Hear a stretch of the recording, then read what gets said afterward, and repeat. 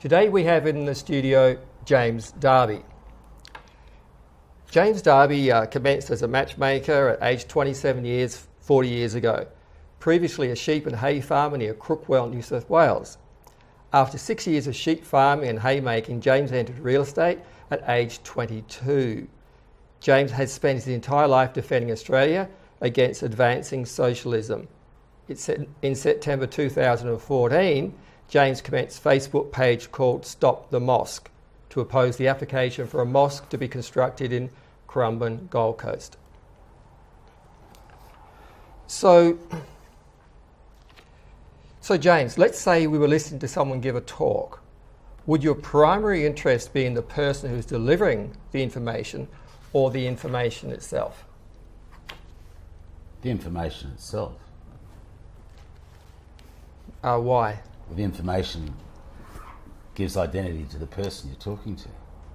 What a person says is the beginning of understanding what their motive is, what their goal is, and what their purpose is. Some people have got the capacity to glean from another person who they are without a word coming out, but words certainly help. So the next series of questions are on unity or diversity. So what is more important to you, unity or diversity? Diversity has little value to me, so I have to say unity. And why is that? Diversity is what? The capacity to accept something abnormal as normal, or the capacity to accept something that's rare as abundant. Diversity is a mock-up of a word to give excuse to not carrying on in a normal way. What is normal is what the majority are doing. Someone's abnormal if they're behaving in a non-majority way, which is why there used to be lunatic asylums for the people who behaved abnormally, being opposed to people who behaved in a normal way. If everybody behaved like somebody who was in a lunatic asylum, then everyone would be normally in a lunatic asylum. So diversity to me is simply one of the very many tools that socialists use to remove individuality. They remove individuality from the living place so that nobody can feel proud of who they actually are. Nobody can have grace in themselves except in terms of how they meld in with other people. The destruction of individuality for the purpose of making the diversity of collectivism acceptable is part of the socialist aim to have one world slavery. So is there more strength in unity or diversity? Oh, unity. And for whom? Well, who matters, really? The person that matters is each individual. The principal difference between socialism and capitalism is the socialist believes what's best for the tribe is best for the individual, and the capitalist believes what's best for the individual is best for the tribe. Okay, so these are the other two questions. Is there a downside to unity, a possible downside to unity? From all things there comes adversity and advantage. Whatever's advantageous has an adversity, and whatever adverse one has to find an advantage if one's going to continue on.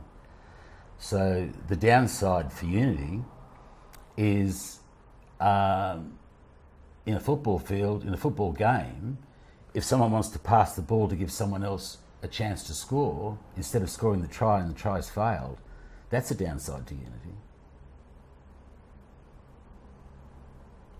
And is there a downside to diversity? I don't know what the upside is. I don't believe there is an upside to diversity. If one takes the socialist view of diversity, the non-socialist view of diversity, of course there's an upside, because there's two ways to build a fence. There's many ways to cut a tree down. There's many ways to line a fence up. There's many ways to breed the animal you want. technically and theoretically I'm opposed to an artificial insemination, because I think, why would you take that pleasure from an animal? But it's a diverse way of breeding the sort of animal you want.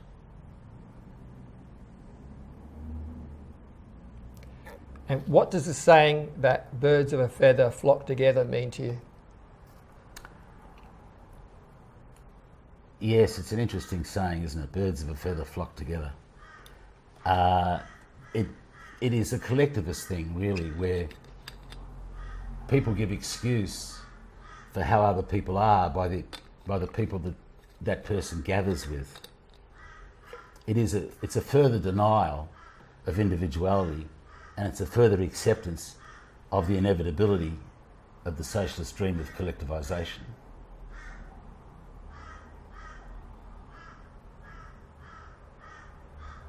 So it's birds of a feather flocking together. That to me means unity. It's like you get the tribe come together. It depends on the purpose of the tribe. Is the purpose of the tribe to defend the right of each individual within the tribe, or to destroy the rights of individuals within the tribe? Okay.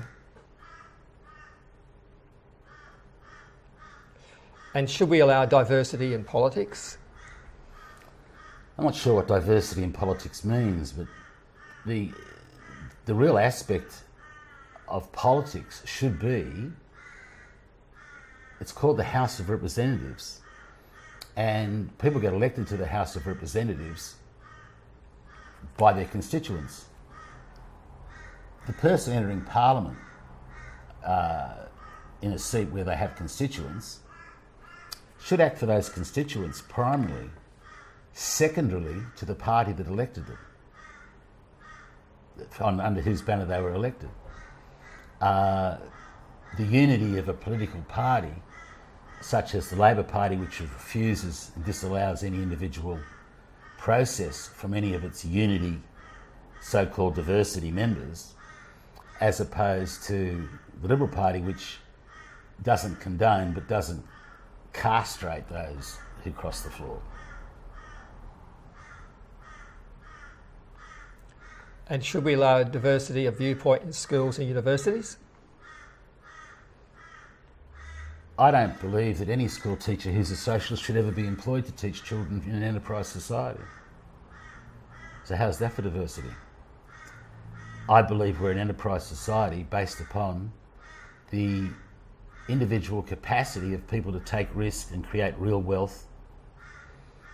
And if a school teacher isn't teaching a student to become an apprentice employer when they get a job, to work for profit instead of for entitlement, then that school teacher shouldn't be employed to teach the children. The taxes are paid by wealth creators, and the wealth creators should have huge input into the education program so that children coming out of the school are actually employable. It's very easy to define an employable person. That's a person that makes you more money than you pay them. And then, unless you've got an education system, we've got that creates employable people for employers. What is the real purpose of it? To teach children how to get the dole? Children are taught how to get the dole in school. They're not taught how to fill out a tax return. You're serious? Yes. They actually teach them how to fill out a dole form. Oh, yes. So should we allow diversity of viewpoint on every topic? Of course. Freedom of speech is the hallmark of a non-slavery nation. So the problem with the word diversity is it has so many different aspects to its diversity, and principally not very many of them are commendable. Employers should have complete and absolute discretion as to who they employ. Yeah. And an employer is interested in having abundance so that from time to time they can be generous and give somebody who's unemployable a chance to become employable. Unfair dismissal laws are the greatest disaster for marginally employable people that there is. Because an employer will give someone a chance. If that chance isn't taken up, they're able to dismiss them. Unfair dismissal laws are the reason for the riots in Greece many years ago. It wasn't the austerity measures. It was the 25% of small businesses had closed in Greece, and the government, in desperation, relaxed its unfair dismissal laws and said to an employer, instead of closing down, you may dismiss. That's what caused the riots and the burning cars and the smashings. The media reported it as austerity, but that wasn't the reason for the riots. The riots were against 100% job security. That's interesting. And should we allow diversity of viewpoint on a topic even if some people are offended? Offending people is the right of the person speaking. It's outrageous to suggest that a person should be restricted from offending somebody on the basis that the offence offends. What should matter is reason, truth and logic. If the person's speaking truth, like, am I going to offend somebody by saying that Gough Whitlam's Oxford Street name was Lily? Who am I going to offend? His son, Nick Whitlam? Nick Whitlam was responsible for the destruction of 25,000 jobs around Australia in the life assurance industry. Because Nick Whitlam worked for NRMA, and NRMA wanted to sell term insurance as against life assurance. So that branch of the Labor Party destroyed the life assurance industry in Australia by introducing compulsory super. Compulsory superannuation is simply a form of payroll tax, and it destroyed the life assurance industry, 25,000 life assurance salesmen out because of Lily. I can't offend him because he's dead, and he wouldn't be offended anyway. He never denied it. Please take a moment to like and subscribe, remembering to click on the bell. Then check the comments box below to join our team of patrons and crew. And you can always find me on Facebook at the Peace Mapping Group. The link is in the comments box. And once again, thanks and all the best to you.